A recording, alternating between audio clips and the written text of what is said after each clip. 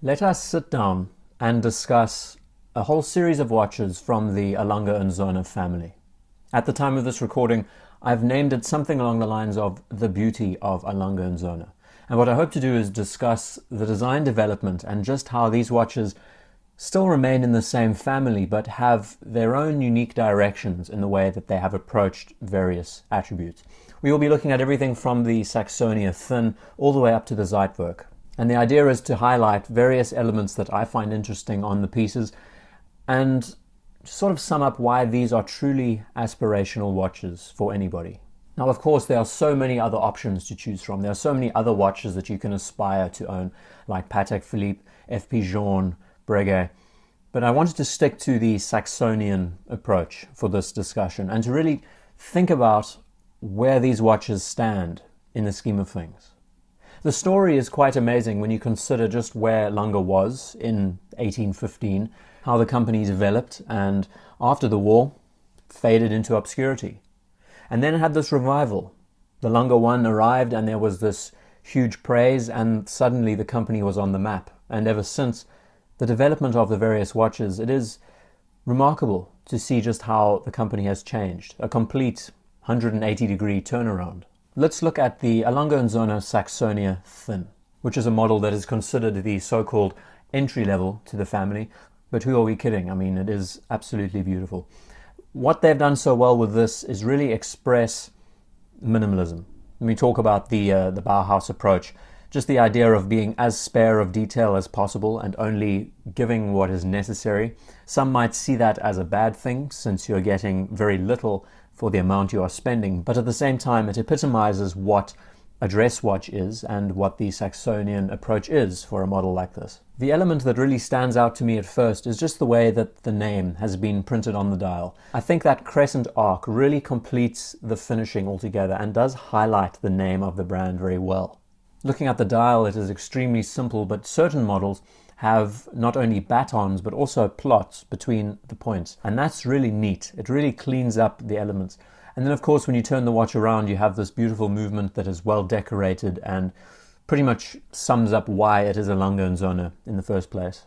Other details that are attractive is that the dial is not exactly white. It has more of a silvery cream sort of hue to it, and depending on the material you choose, that really plays well.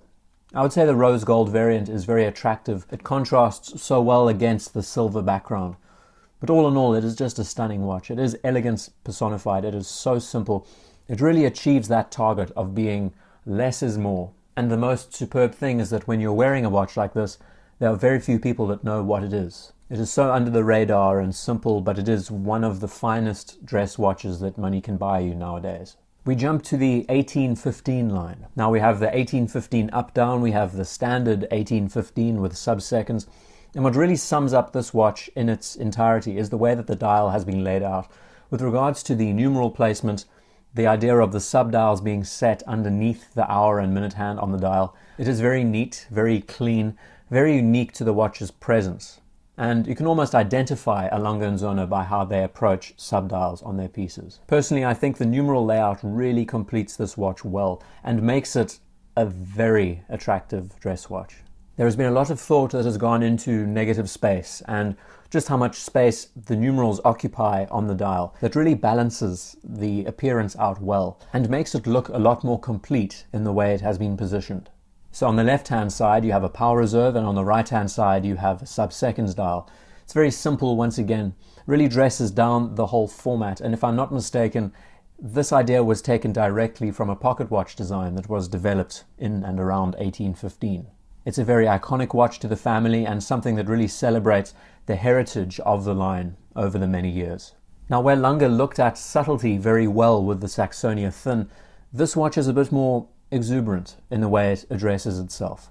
You can see that the hands have been heat blued. You can see that the numerals, the minute track, there's a lot more detail all around. Just notice on the minute track that you see between the 12, the 3, the 6 and the 9, 3 little plots, as opposed to single plots for the rest of the dial.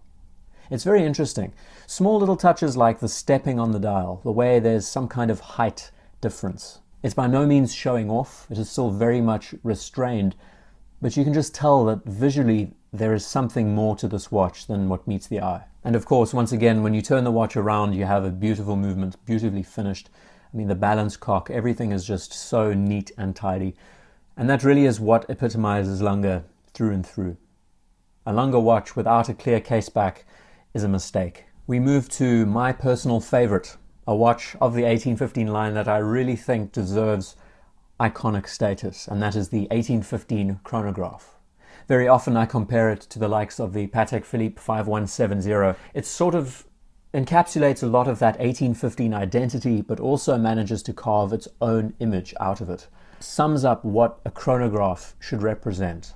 Legible, simple, but also beautiful. For a dress watch, it is just simply stunning. Now, there are various options. There is the more traditional white dial, and then there's the more contemporary black dial with black strap. What makes it so integral when you look at its appearance is just the way that not just the sub-dials and the main dial are represented, but also the pulsometer, the scale around the outside. Instead of it being on the bezel, it's set inside the dial. Very traditional, once again. But that whole package tightens up the visual presence on the dial and really completes the formula. Now, in reality, a pulsation dial is much more practical than a tachymeter scale. So, technically, you're wearing a more practical watch for everyday use. Having a chronograph, a flyback chronograph, as an everyday complication is also superb. So not only are you wearing a dress watch, but you're also wearing one that is capable, competent, has a bit more edginess to it. Another noticeable model is the white dial with the blue finish throughout, blue strap, and then you have blue numerals also spread throughout. It's very clean, very simple, and it takes a second look to realize that it is in fact a different color. Really completes the image well. There is just something so fascinating about how this design has been laid out, and what I've said in the past is that if a design continually pulls you back, whether it's a watch, whether it's any object, that must mean that it appeals to you, and that must also mean that something about it speaks to you. And of all the models in the Lange family, this one really does speak to me, simply because it is basic, utilitarian looking, very plain and understated, but underneath it is an absolute powerhouse and really looks the business. In an ideal world for me, this would be a superb everyday wearing watch. Then we move to the model that became the signature of the family, that really brought them back from nowhere. The Lange 1 arrived and all of a sudden Lange was heralded as a very important brand. And it's very difficult to argue with that. I made a video all about the Lange 1 a while ago, discussing why people consider it perfect. And in the video, I look at the golden ratio, I look at how the dial has been balanced. Though it is asymmetrical, it is also extremely well balanced, very well thought out and planned, mathematical down to the nth degree. This is the perfect kind of watch for an architect. There is absolute precision in the way it has been laid out, but it speaks to a certain person. Now, of course, there are many complications within the Lange 1 line. You have world times, you have moon phases, all sorts of details, but the stock standard model is what we can really focus on. Just the pure simplicity of having a large date window, which is pretty much what this watch patented. A large window had been experimented with before, but never so effectively. The way the power reserve hand has been integrated into the dial, it's almost as if half the dial is dedicated to it, which is quite interesting. We see how the main dial and the sub-seconds dial are offset from each other, but there is a greater precedence on the main dial. And what's interesting is that when we balance out the ratios and proportions, and when we break up the details on the dial into ratios, there is always this 1/3, 2/3 balance that you find with every element. So I highly recommend you watch the video because it might not make much sense here, but it is simply beautiful. Once again, a perfect everyday wearing watch if this kind of format and layout really speaks to you. And I guess the best way to really sum it up is that there is this beauty to unbalance that Lange seems to have managed to really strike well. I mean, for example, when you look at the hour hand at the 2 o'clock position, and you see the power reserve, when it is fully wound, that is its placement. They could have put the power reserve indicator anywhere on the dial, but decided to place it in that very specific spot. Now, as a design person, you kind of have to ask why they did it, and really it is down to that asymmetry. And since everything is asymmetrical, there is some kind of language that they all share. It's a fascinating watch, another one that really does pull your attention and make you think about just why it was executed and what was done to make it appear like the way it does. And then we move to the Datograph, pretty much the best of both worlds. take an 1815 chronograph and combine it with a large date and a power reserve indicator.